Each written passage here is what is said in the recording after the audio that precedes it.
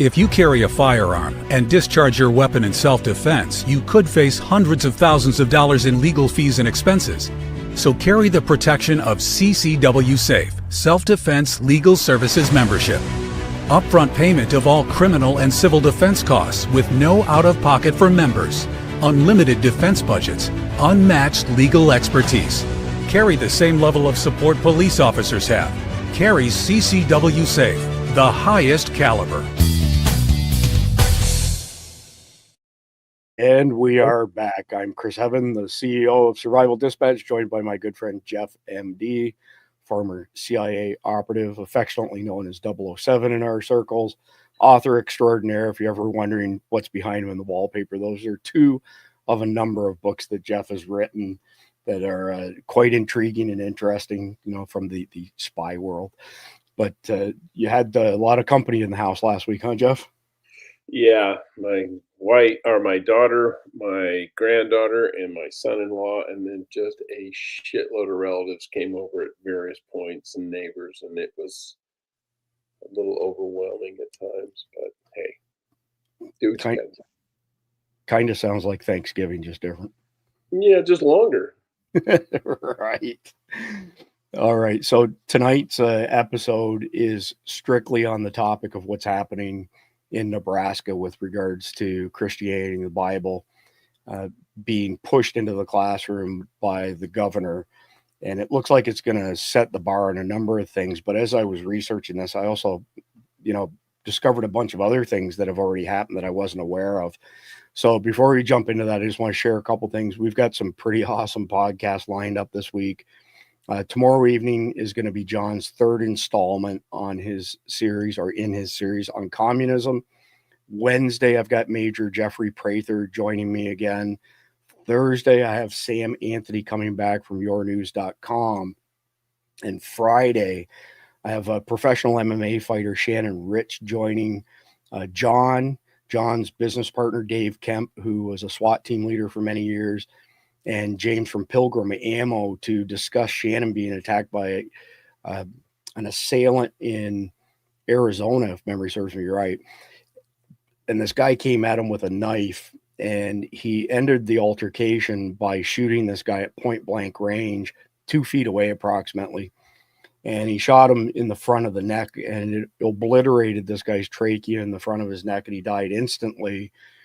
But there was no exit wound on the back. So it's what we've been preaching ever since James and I developed a friendship. When I promote Pilgrim Ammunition, there's no money exchange. There's no affiliate, money comes our way. You can use Survival Dispatch 10 to get 10% off anything on Pilgrim Ammunition, but that's just so we can track what's resonating versus what's not. Anyway, it's going to be a really interesting episode on Friday night.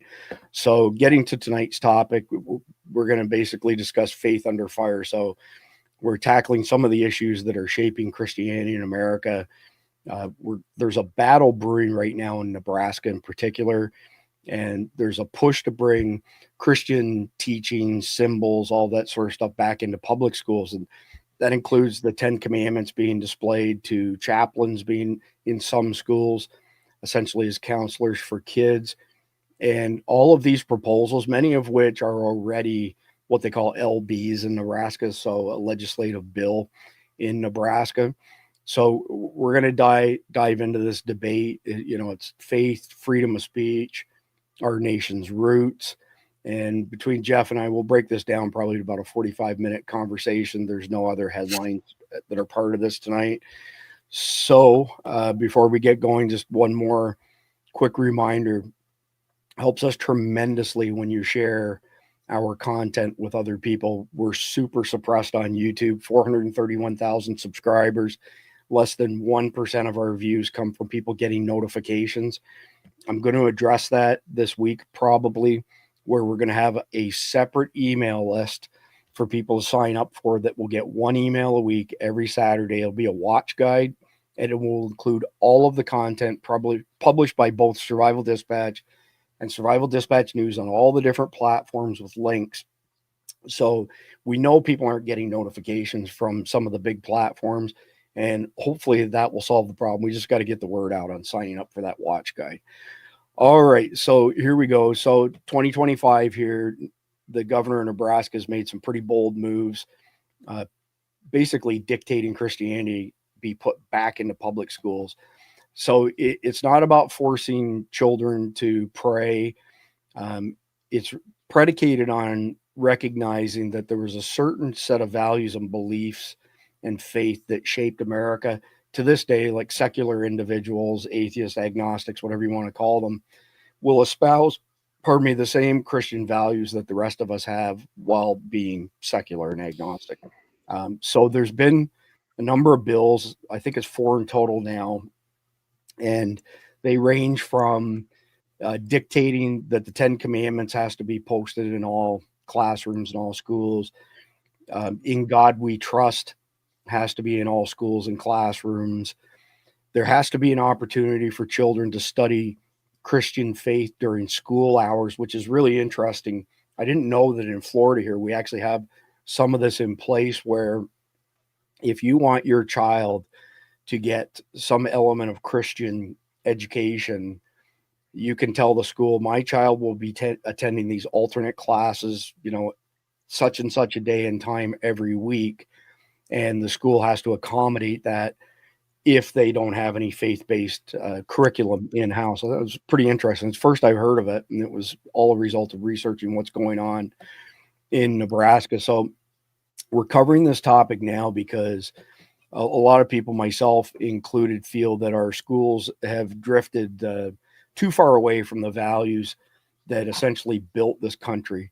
So the First Amendment's pretty clear. The government can't establish a religion, but it also can't block your right to practice it.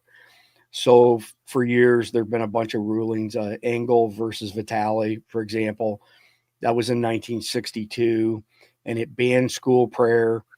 Stone v. Graham, 1980, that got rid of the 10 Commandment displays. These are all Supreme Court rulings, by the way, and kept faith out of classrooms. But the Supreme Court has been shifting. I know many of us are not happy with some of the decisions made recently by SCOTUS, and it appears that they're undermining President Trump's agenda in a number of different ways. But Kennedy versus Bremerton, 2022, was a high school football coach who won his right to pray on the field. And basically, the court saying that that's okay was a ruling in favor of religious freedom. So because of that, the state of Nebraska, the governor of Nebraska, is kind of seizing this moment. And it's not alone. Texas, Louisiana, and some other states are doing this as well. And it matters because the schools shape our kids, right? We've said this multiple times. The reason that the woke crowd, whether they be rhinos or Democrats, have flooded the country with illegals and tried to indoctrinate all of our children is because they don't breed, they don't have kids. So if they don't create new voters somehow by indoctrinating kids or allowing tens of millions of illegals into the country, their voting base is going to completely disappear. So they recognize that. And that's why it's important for us right now to take a stand on this. So at the end of the day, if you strip faith from education, what's left? Nebraska is, and that's a quote from the Nebraska governor, by the way, but Nebraska is saying it's time to bring it back. I had a conversation with Jeff Nicholas today that was really, really interesting. I didn't know this, but not that far in the past, maybe 100 plus years or so, obviously there were a lot of people who couldn't afford post-secondary education, many people who didn't even complete secondary education levels. And the Bible was used in many schools, the small country schoolhouses, to teach students because of the values and beliefs. So, for example, the 10 Commandments, and I've got an interesting series coming up on that, by the way. So people interpret the sixth commandment to basically be thou shalt not kill, and that's not what the true translation is from ancient Hebrew. It's thou shalt not murder. So we've been sold this false bill of goods where Velcro says this much better than I do, but we've got this watered down version of Christianity in America now where you never say anything bad about anybody else. It's like politically correct handcuffs. You should never put your hands up or a weapon up against anybody. And that is just not what the Bible says. But that's not tonight's topic. That's a topic that's coming shortly.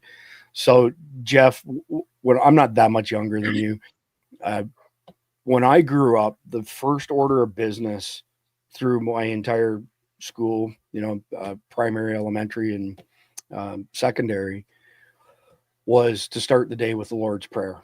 And everything came after that as far as the national anthem and whatnot was concerned. I'm curious what your experience was. Did you grow up and go to school in Arkansas? Were you still there? No, well, my first 9 years I was in Iowa. And then I went to junior high, elementary school, junior high in Arkansas, and then high school in Arizona. It's not so much about establishing religion, the Establishment Clause, but they have done that for years. They basically injected secular humanism into schools by default. And if people don't think that's a religion, they're nuts. So the official, the established religion is not Christianity, it's secular humanism. And I think what Nebraska is doing is just basically saying we need an even playing field, so that if you have a school with a large Jewish contingent, why not have a class where they study the Torah? If you have a school with a lot of Christians, let them study the Bible. If you've got Muslims and they want to have a class where, we're going to do, study the Quran, or a comparative religions course, I think that would be more useful for a lot of people, because I think they would be shocked to learn that Christianity, Judaism, and Islam are all, if you go back, are based on the same prophets. Jesus in Islam is Isa, and Moses is Moises. I mean, they are all the same. Ibrahim is the father of all three religions as far as the Muslims are concerned.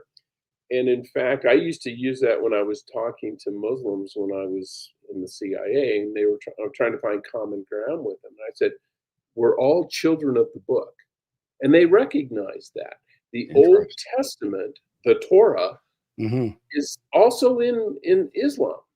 I mean, it's the same God. It has the same prophets. Now, the Jews they recognize Jesus as a rabbi, but not as the Son of God. The Muslims recognize Jesus as a prophet, not the Son of God per se, but a prophet. But they also recognize Muhammad as a prophet. He came later, blah, blah, blah. But what we shouldn't have is our schools actively undermining religion. And that's what's been going on for about the last 40 or 50 years, with the de-emphasis, we got to get religion out of schools, but then they replace it with secular humanism, which is religion. It's just a different religion. What a great point. So I've had a hectic few days here, and I usually have some handwritten notes in addition to the show notes. I don't have that beside me. And it's really interesting you would mention that, because you said it much better than I would say it. But I was thinking as well that whether it be LGBT, whatever, trans, this or that, climate change, et cetera, it's literally indoctrination into another religion. And many people kind of take that on as, an occult-like mentality almost, I would argue. Look at climate change. I mean, you can argue the science if they let you, but they're to the point where they say, no, it's a given. You can't argue this. It's not up for debate. The science is settled. Well, I'm an engineer. I'm a scientist. I like to think science is never settled. It's just the prevailing theory of the time. Everything Einstein proposed has been proven or disproven at one point or another. But the fact that you cannot challenge their religion, you're a heretic. Excuse me. You're a climate skeptic, which is their way of saying you're a heretic if you don't believe everything they believe. And if you try to argue with them based on logic and and real and data, they don't want to hear it because they can't defend it. Yeah, that's interesting. Your I pictures, lost my camera here. yeah, your pictures froze up on my end here. Yeah, it's dead on mine. So let me see. All right, I have to get out and get back in here. no problem. I'll jump into some of the stuff that we've got. I've actually got a video that I want to share with everybody. So I think I'll do that while you work on getting your stuff squared away. All right. So this is an article from a TV channel in Nebraska, obviously, and it covers all four of the bills that I already alluded to, that I already mentioned. And this is a relatively short video, but I'm going to play the whole video. I want to say it's 1 minute and 48 seconds long, but it really lays the groundwork for the balance of our conversation here tonight. Switching gears over to the Education Committee, they've got a packed schedule on Monday as well. It's all going to start off with District 38 Senator Dave Merman's plan to require schools to display the 10 Commandments. The bill stipulates that the commandments must be in each classroom of an elementary school and each building of a middle and high school that receives state funding. The commandments must be in a poster or framed document that is at least 11 inches by 14 inches, and that must be easy to read font. Hastings Senator Dan Lanowski is a co-sponsor of this bill. And a very similar bill, LB 122, introduced by Glenn Mayer in District 17 and also co-sponsored by Lanowski, would require the state and nation's motto in the school as well. The national motto, "In God We Trust," and the state motto of "Equity Under the Law" would be required to be displayed on a plaque or poster in each classroom or another prominent place in school buildings where students would be able to see and read these mottos. And another bill in the Education Committee is considering would allow school districts to hire a chaplain. Central City Senator Lippincott's bill, it states that schools would be allowed to hire a chaplain and not be considered an endorsement of a specific religion. LB 549 allows chaplains to provide academic, career, emotional, and behavioral support to students and does not require them to hold a teaching certificate to administer or perform special services in the state. The bill does not require schools to hire a chaplain. So pretty interesting. I mean, it's a full court press that Nebraska is putting on right now. And they've got, as he mentioned, there's 4 key pieces of legislation. So you got LB 691. This is from one of their senators. It says every school classroom must display the 10 Commandments. And when people ask, well, why is that? It's because they're not just religious. They're the bedrock of Western law, which is an interesting way of thinking. You know, thou shalt not steal, honor thy parents. So supporters are arguing, you know, this is as much history as it is preaching. Whereas critics are claiming it's unconstitutional, arguing that it favors Christianity. But I mean, let's be real here. America's laws didn't come from nowhere. And the 10 Commandments are part of that story. Go ahead, Jeff. Well, the 10 Commandments are also part of Judaism. They're also part of Islam, because, you know, Islam believes in the Old Testament just like it does the New. Moses was a prophet to the Muslims as it is to the Christians.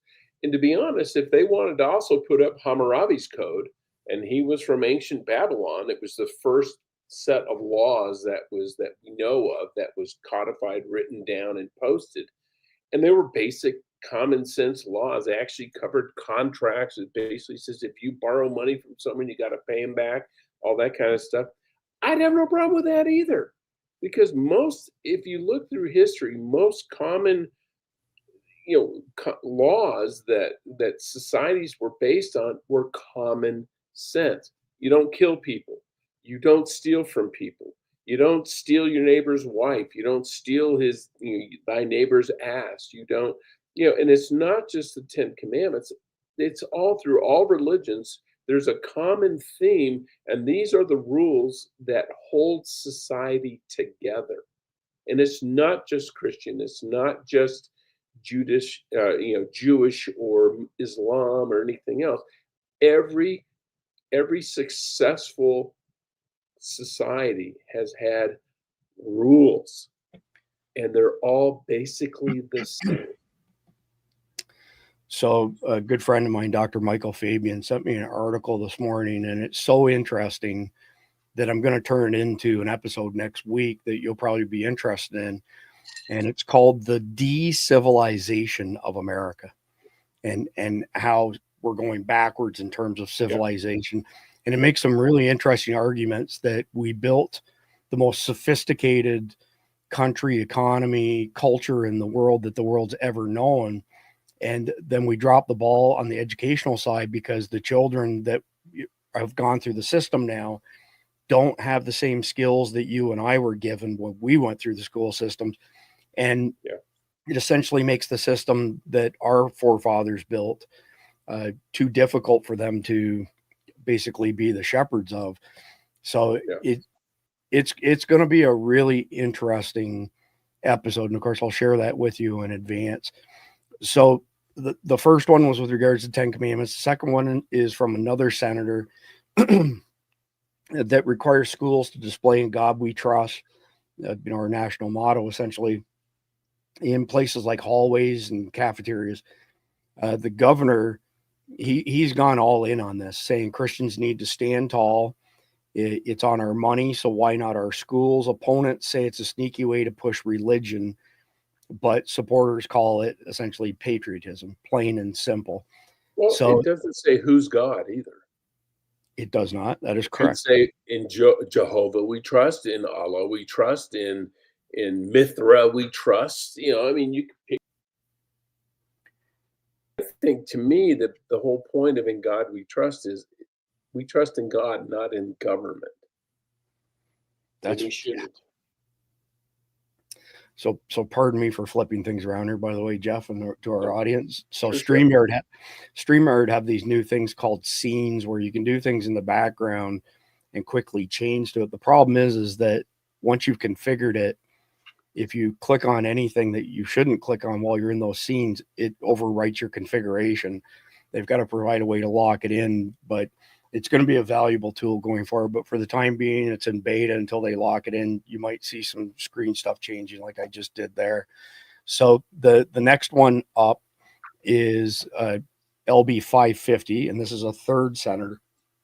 These don't all come from the same legislators. So this is the one that I alluded to earlier, where kids can leave school for release time to attend religious classes like Bible study, and there's no penalty at the school as far as their credits are concerned. And it's about giving parents and children freedom to prioritize faith. So critics are worried that it'll disrupt schedules or pressure kids to join in, but it's a win for choice. And this is, like I said, Jeff, I was really surprised maybe not really surprised. I was surprised, though, to hear that we already had this in the state of Florida. So I'll just read this quickly here. So religious freedom doesn't stop at the schoolhouse gate. LB 550 protects students' First Amendment rights while empowering parents to direct their children's education and spiritual development. This bill allows students in public schools to attend an off-campus course for religious instruction that aligns with their family's values during the school day with parental permission. Over 30 states have already implemented release time religious instruction programs, and Nebraska families deserve the same opportunity with LB 550.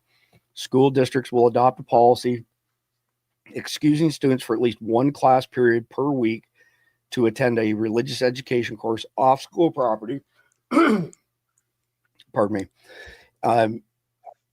Got to find my off school property with written parental consent. Students have the option to earn academic credit for participating, evaluated using neutral standards, just like any other elective course.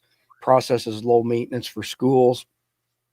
No public funds are used, and parents and the sponsoring entity are responsible for transporting children. So there's a website dedicated to this for the entire country, Released Time Religious Education. And I won't read this because it reiterates what I just said, but I went and, of course, checked the laws in Florida. And here it is. Florida is one of several states that require school boards to adopt a policy allowing a student to be excused to participate in release time at the request of a parent.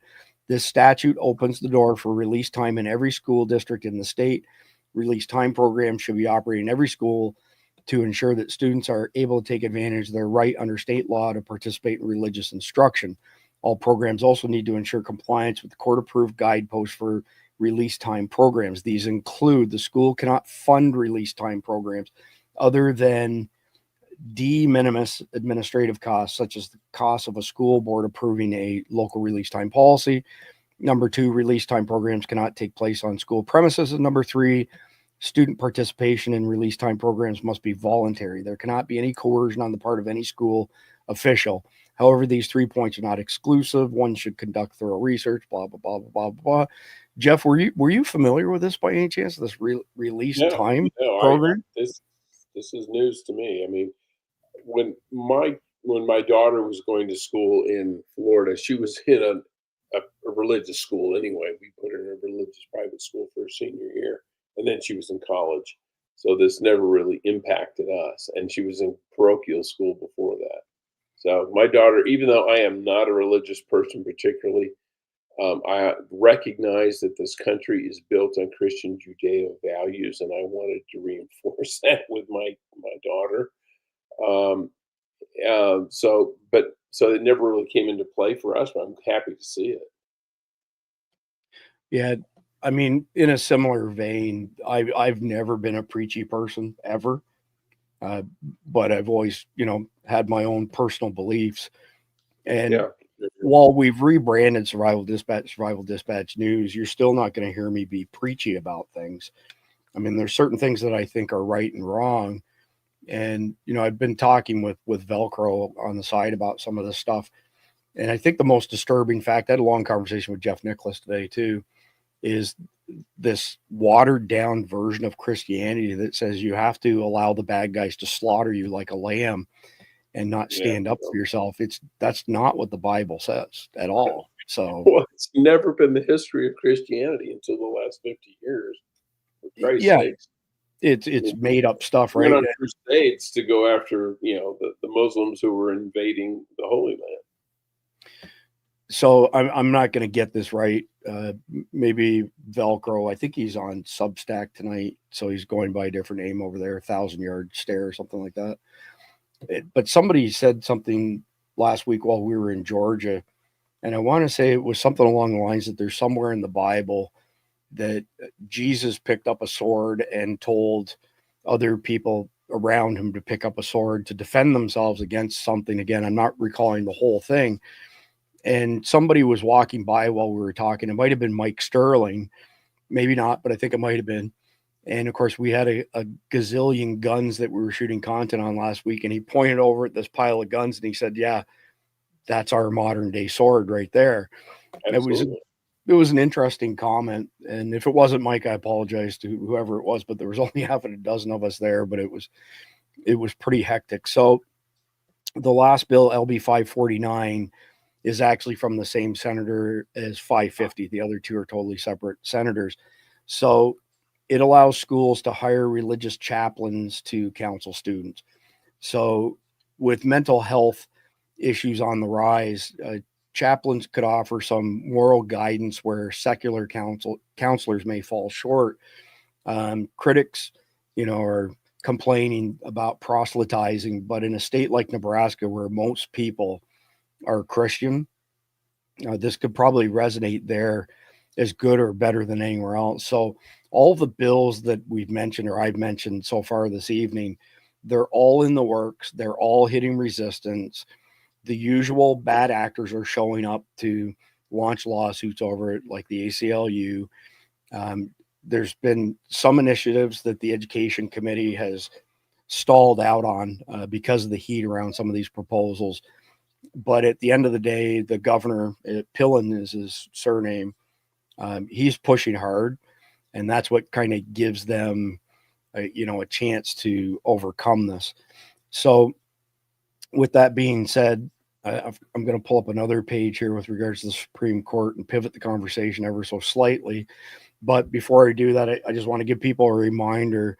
If you use the QR codes down below, that'll take you to our Patreon or Substack. So patreon.com/survival dispatch or survivaldispatchnews.com gets you to our Substack. If you sign up as a Guardian, which is $9.99 a month, $95 a year, you get 2.5 months for free when you pay for the year.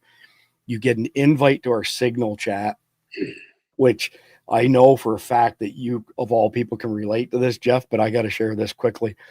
This is from JJ. And I can relate. JJ's like, yeah, he says, I didn't check the signal chat for the time that we were filming content at Jason Sawyer's. And I went back and he said there were 3,115 messages. So it's funny, but on the other hand, it's not funny because we keep telling y'all that the volume of information shared on our signal chat is insane. You've got intelligence, you got high level operators in there sharing intelligence, all kinds of news articles. You got some people like Dale, who starts every morning off with at least half a dozen really high quality stories. It's a tremendous resource. So if you sign up as a Guardian, you get an invite to our signal chat. You get all 49 Survival Dispatch Insider publications. 37 of them are full e-magazines up to 228 pages. The other dozen are checklists. They sell for $10 a piece. The 37 deuces, $370 in stuff for free. And you get 100% access to all of our content. You get the daily situation report, which we've converted into a fairly easy read with some links that speaks to whatever topic that we're discussing that night. So with that out of the way, we'll pivot here to the Supreme Court a little bit. So I guess at the end of the day, like if I was sitting in your seat and was asking, not you, Jeff, I mean the audience, you know, why is this worth your time to watch this? I would say because Nebraska's fight is more than a few posters in classrooms. It's kind of about the soul of our nation. And there's so much evidence that the founders were not secular.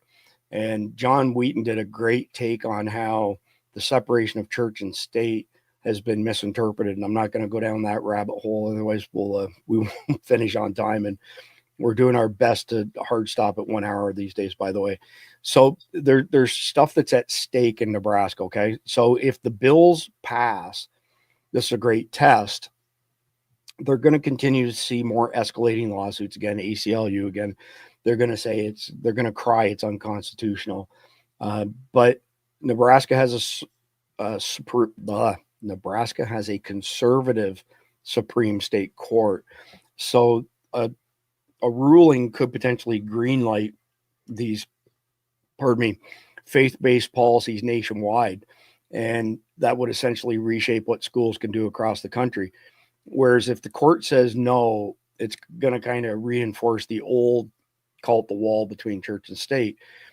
So this one that I pulled up here is pretty interesting because Supreme Court likely to rule for parental opt-out on LGBTQ books. And if you look at the date, April 22nd, this isn't in the very distant past. It's only a few weeks ago. And the reason that this caught my eye is we haven't seen a lot of rulings like this that could be considered counter to the prevailing woke narrative, for lack of a better term. Let me just read this off quickly, and then, Jeff, I want to get your input. So the Supreme Court on Tuesday was sympathetic to a group of Maryland parents who want to be able to opt their elementary school aged children out of instruction that includes LGBTQ plus themes. The parents argued that the local school board's refusal to give them that choice violates their religious beliefs and therefore their constitutional right to freely exercise their religion. Religion or not, my stance would be, these are my children. You are not going to indoctrinate them in this crap. And I don't care what the court says, would be my position. Anyway, during nearly 2.5 hours of oral argument, a majority of the justices seemed to agree with them, with several justices questioning whether there would even be any harm to simply allowing the parents to excuse their children from instruction, kind of like the release time stuff we just covered. The parents in the case have children in the public schools in Montgomery County, which is in the Washington, D.C. suburb, and is one of the most religiously diverse counties in the United States. The parents include Tamer Muhammad, Enos Barakat, who are Muslim, Melissa and Craig Persak, who are Roman Catholic, Svetlana and Jeff Roman, who are Ukrainian Orthodox and Roman Catholic. In 2022, the county school board approved books featuring LGBTQ plus characters for use in its language arts curriculum. One book describes the story of a girl attending her uncle's same-sex wedding, for example, while another book, Pride Puppy, tells the story of a puppy that gets lost during a pride parade. The following year, the board announced that it would no longer allow parents to excuse their children from instruction using the LGBTQ themed storybooks. That prompted parents in this case to go to federal court, where they argued that the board's refusal to allow them to opt their children out violated their rights under the First Amendment to freely exercise their religion, because it stripped them of their ability to instruct their children on issues of gender and sexuality according to their respective faiths, and to control how and when their children are exposed to these issues. So the rest of the article gives more detail, but at a high level, that's essentially the gist of it. I'm pretty sure, Jeff, as a fellow libertarian, lowercase L, not capital L, that you would agree that as parents, we have the final say, not this crazy stuff that the left's trying to promote, that, you know, public officials and bureaucrats and schools have the say over how your children are raised and you don't. That's complete and utter BS. Well, it even goes beyond that. There's a constitutional issue here. If you look at the Establishment Clause, you know, the government shall not establish any, you know, a state religion. If that's the case, which it is, it's in the Constitution and it should be there, nor should they be undermining everybody else's religion. You de facto establish a state religion when you undermine all the religions you don't like. And yours is the last man standing, which in this case is the secular humanist crap that they're putting out there. If they undermine Islam teaches the same thing that, that teaches the same Bible principles that Christians believe. It undermines, fundamentalist Christianity. It undermines conservative Judaism. If you what's the difference between promoting 5 religions, A, B, C, D, E, and F, or A, B, C, D, and E? So you go, okay, I'm not going to promote any of them, but I'm going to undermine 4 of the 5. And E, which is my choice, is going to be the last man standing because I've undermined A, B, C, D. That's establishing a religion through the back door. And that is total BS. It's like, I'm not discriminating against you because you're white, black, brown, or whatever. I'm just promoting this person because they're the color I want them to be. And it's just like that is still racism. This is still religious indoctrination or establishing a religion. They're establishing a secular humanist religion by claiming it's not a religion and then promoting the hell out of it while undermining all the other real religions. Yeah, that's well stated. I think that the woke, the left, whatever you want to call them, have done a far better job than we have at ramming their, agenda, narrative, all that stuff down our throats, and, flailing around and crying that their rights are being violated when they're in effect violating all of our rights by trying to ditch our stuff in favor of theirs. That's not fair. For the people who freak out about the ideas there being, chaplains in schools, if people so desire, I will say something that when I was in high school, I was flirting with atheism. The church I went to didn't make sense to me, and I said, I don't believe in anything. But I will tell you this, in all honesty, I had the most open and frank and, to be honest, enlightening discussions I had with anybody with Father Alt, who was the priest of the Catholic Church in Miami, Arizona. He didn't judge me. I told him, I said, hey, dude, right up front, I'm an atheist. I don't believe in it. He says, okay. And we had a very good conversation. And I had so much respect for that guy because, he didn't come down harsh and say, oh, you're going to burn in hell. It was like, okay, tell me your reasoning. Why do you think that way? And that's what a chaplain should do. Start a conversation and let, kids don't know what's going on. Their brains are full of mush anyway, and they have just enough intelligence to be dangerous. So invite them to have a discussion, think it out, and be logical about it. And don't yell at them, don't preach at them, and just say, why do you believe that way? And does that make sense? Yeah. And There's nothing wrong with that if you have a chaplain who does it. Now, if you have a chaplain who says, you got to be a Baptist or you're going to hell, or you got to be a Muslim or you're going to hell, okay, that's not the kind of chaplain you want. Yeah, I Because don't that want is proselytizing. You don't want it proselytizing. is. You want someone to be an ear, someone who will listen. And I couldn't agree more with you. Just a quick side comment, and I don't want to go down this rabbit hole tonight at all. But there are multiple studies out there that show in the Middle East and Africa in particular that because there's so much inbreeding in these Muslim communities, that the average IQ in some of these communities is as low as 70, which is essentially considered retarded here in America.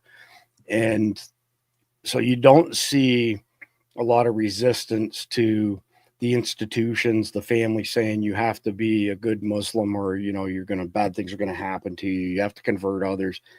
Whereas, our combined IQs or average IQs are at a higher level. But I couldn't agree more with your concept of it being forced down people's throats. So just a little bit more on the Supreme Court. So culturally, in my mind, this is about identity. And I always go back to the, cartoons, Saturday morning cartoons in the 70s, where they told us how a bill became law and how America was the great melting pot, not a cultural mosaic. I've said it before. I'm going to say it again.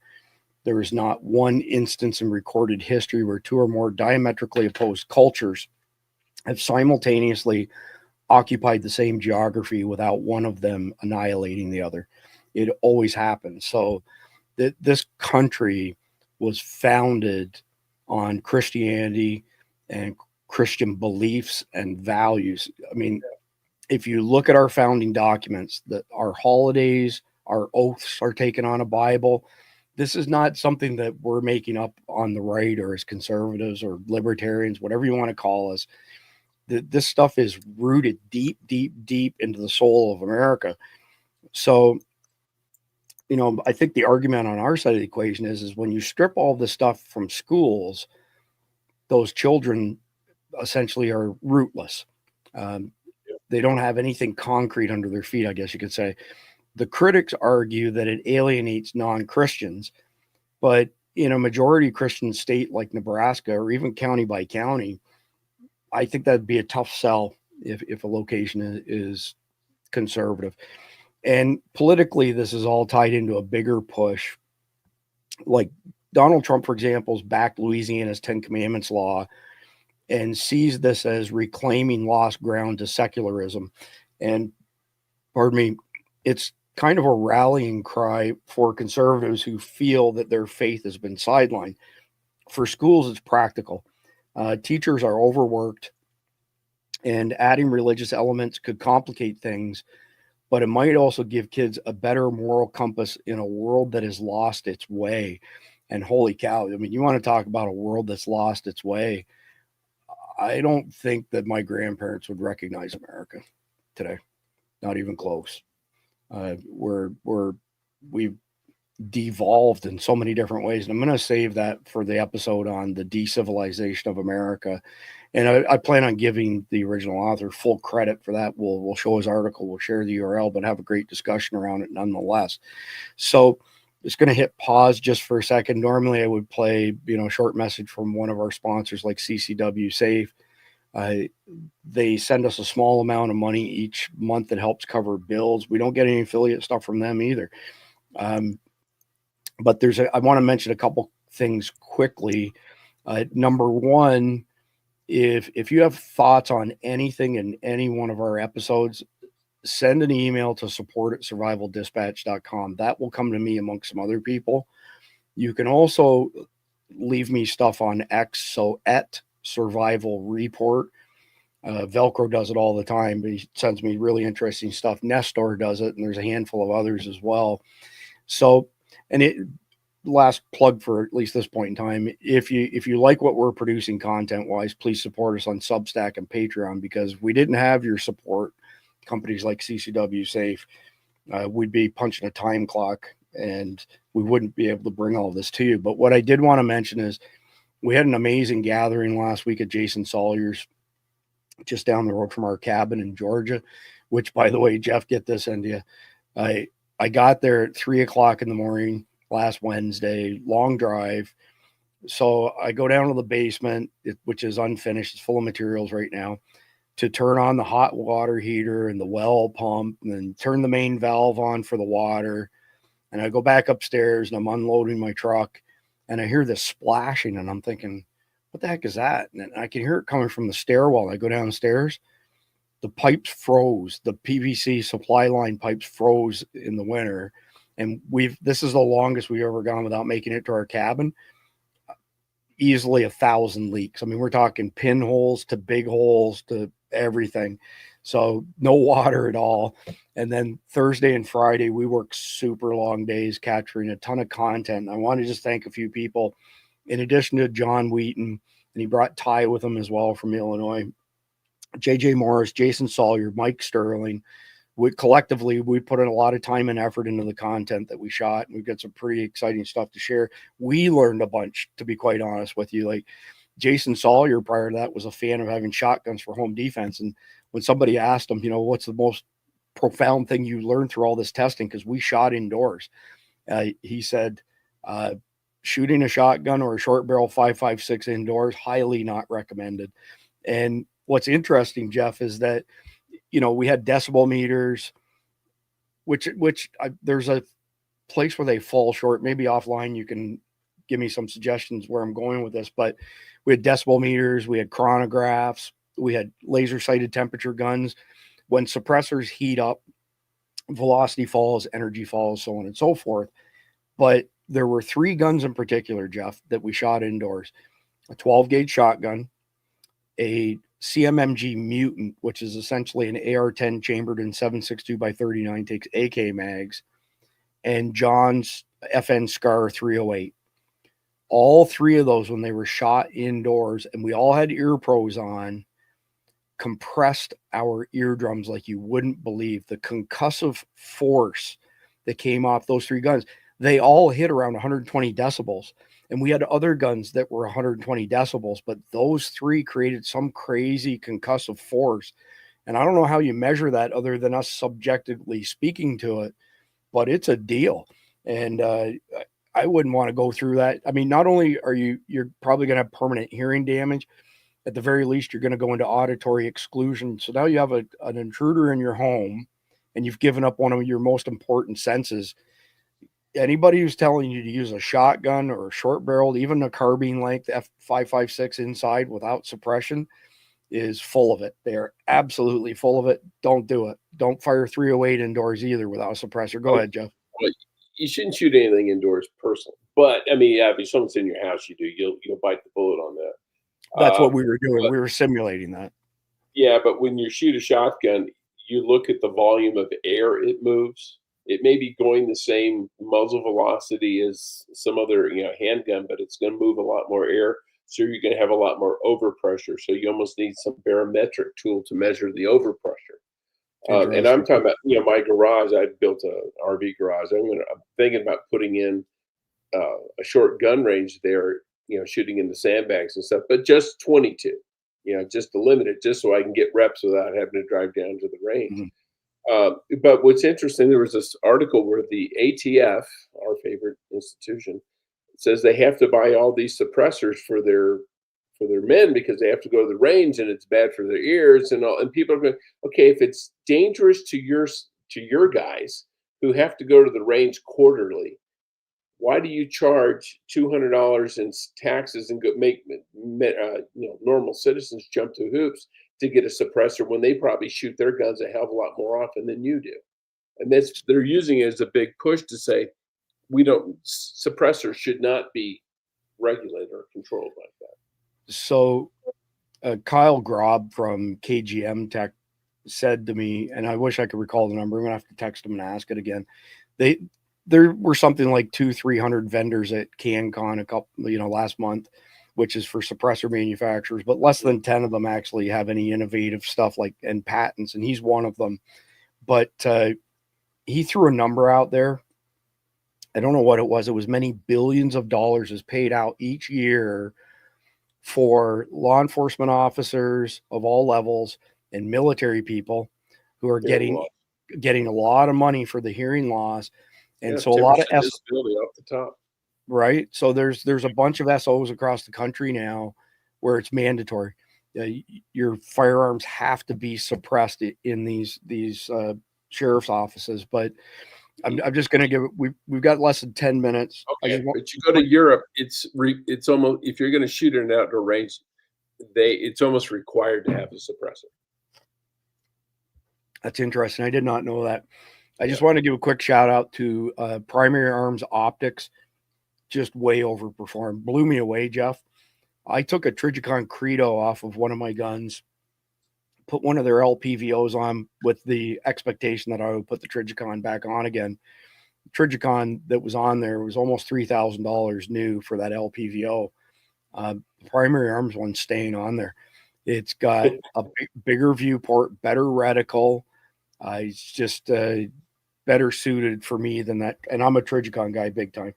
But Primary Arms, KGM Tech, Aero Precision sent us an economy suppressor, $699. It's still a lot of money, but half the price of many of them out there. It way overperformed. We're talking of switching from subsonic to supersonic rounds and 3 decibel difference. Anybody can make a can to suppress subsonic, but suppressing supersonic, you're still going to have that pop when it breaks the sound barrier, but to make it so you can tolerate it, that's where the engineering and the special stuff comes in. So we had cans as well from Division 3 weapons, and we had weapon mounted flashlights from Ace Beam. A week from tomorrow, we're going to be at WAFT, where our family's trained, shooting more content on this stuff. But I wanted to give them a quick shout out, and I want to get to the last bit of stuff that we have to cover on tonight's topic. So this is in Texas here, and State Board of Education approves Bible-infused curriculum. So I'll speak to these as quick as I can and then get your feedback on them as well. So essentially, the reason I put this in there is to show that Nebraska is not the only one. You know, they're not flying solo on this. Other states are joining the fight to restore Christian values in schools as well. So Texas rolled out a Bible-based curriculum last year for elementary schools. Now it's optional, but it teaches kids about the Bible, the Bible's role in history, and literature. Some people are saying it's too religious, but Texas, a lot of people in Texas, and Texas has got a great culture, see it as reclaiming their heritage. Then you got Oklahoma, which went one step even harder, where they've mandated the Bible to be in classrooms. So it's not a suggestion.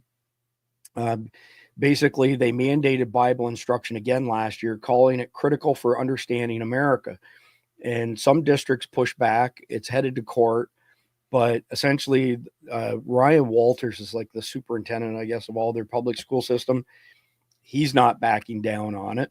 There's another article over here on CNN with regards to Oklahoma parents and teachers sue to stop top education officials' classroom Bible mandate. So, in other words, they're alleging that the mandate violates Oklahoma's constitution because it involves spending public money to support religion and favors one religion over another by requiring the use of a Protestant version of the Bible, blah, blah, blah, blah, blah. I mean, the Democrats are the one who are constantly belly aching about democracy, but I don't think they like it too much in return. And I'm not a big fan of democracy. Democracy is mob rules as far as I'm concerned. But regardless, that's going on in Oklahoma. And here's another one. Plaintiffs in lawsuit challenging Louisiana's 10 Commandment laws seek preliminary injunction to block school displays. So the story on this is Louisiana passed a law requiring 10 Commandment displays in every classroom by 2025. Of course, it's facing lawsuits, but the governor of Louisiana is dug in as well, and he's going to fight it all the way to the Supreme Court.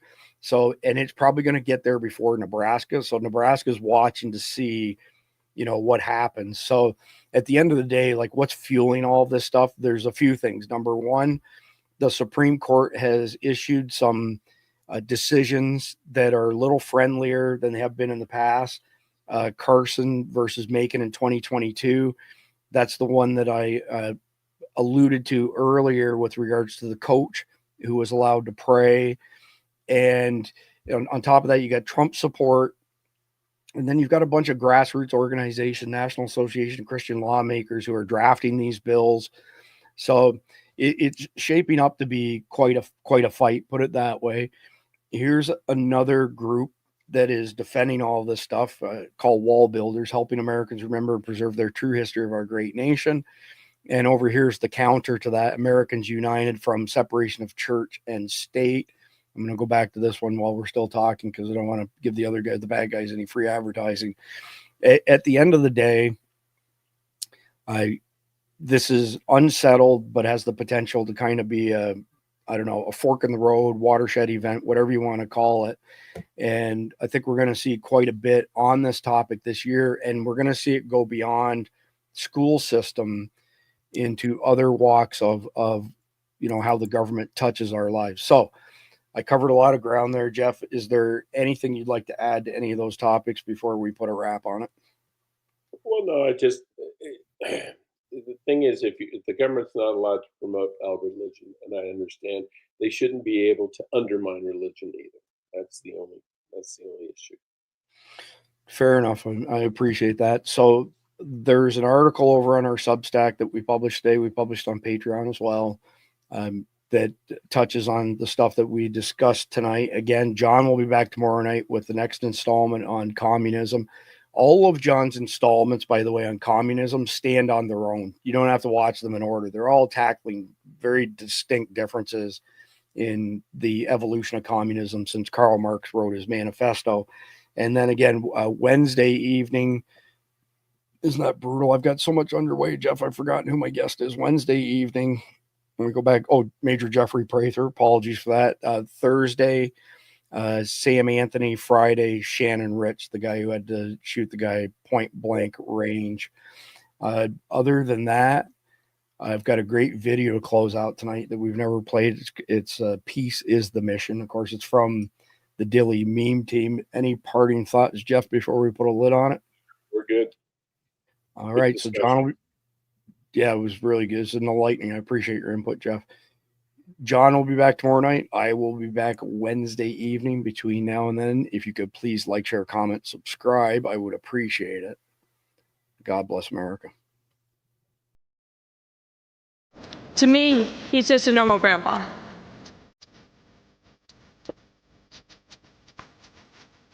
Grandpa, you are such an inspiration, and I love you.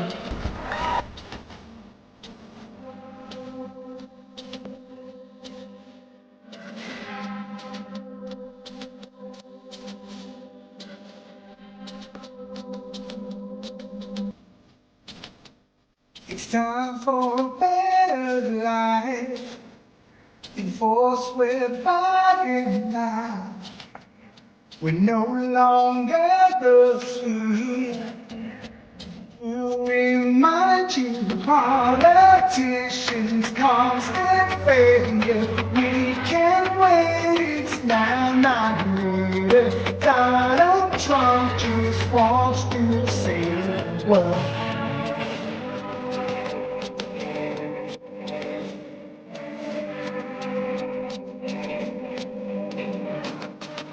They're closing by design. Now the rising up in force. Something bigger's going on. I think even people who don't believe in God are beginning to think that maybe there's something to this. For freedom, we stand together. America will fight forever.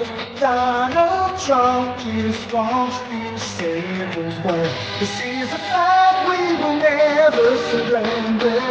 Making America great again, we'll defend her. We will protect the red, white, and blue so very. He pays for the hood because he cares about average, everyday America. Donald Trump just wants to save the world. The media makes my grandpa seem like a different person, but I know him for who he is. He's very caring and loving. He truly wants the best for this country, and he will fight every single day to make America great again.